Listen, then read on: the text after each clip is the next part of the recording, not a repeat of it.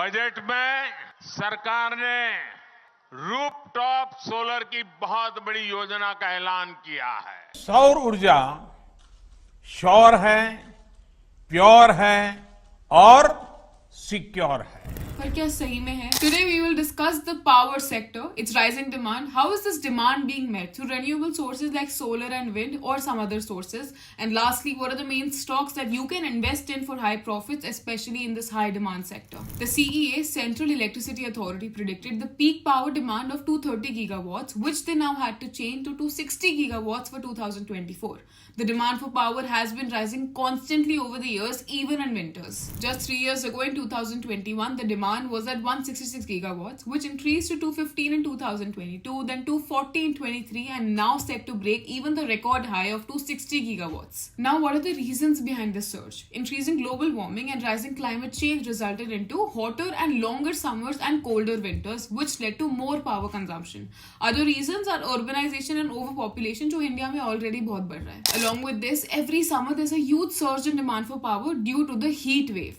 IMD in March has already announced a heat wave in many states like Rajasthan, Maharashtra, Gujarat and Madhya Pradesh. Now these high surges in demand cause power shortage in many parts of the country. Now how is this massive demand met? As of today, more than 75% of the energy demand is met by the traditional source of energy, that is coal.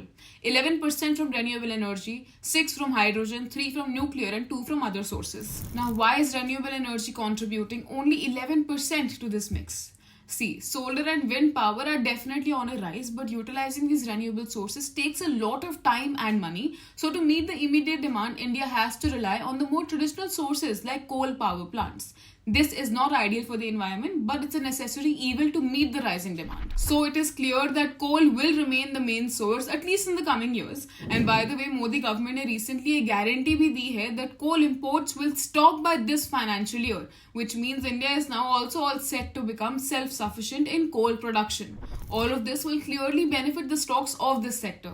So instead of only focusing on green energy stocks, which I do get at the future, you can also profit from the traditional power stocks. Now, what are these stocks? So under this, there are many different categories. First है power generation, which has companies like NTPC, which is the largest power generation company in India. It has a diversified fuel mix with a huge portion of its capacity coming just from coal-based thermal power plants. It has 27 coal-based power stations and installed capacity of more than 52,000 megawatts. Second is Coal India, which is the world's largest coal producer. It has 35 coal projects, each having a production capacity of 4 million tons per annum. Then there is Adani Power, which is the thermal power generation capacity of over 10 gigawatts, primarily based on coal.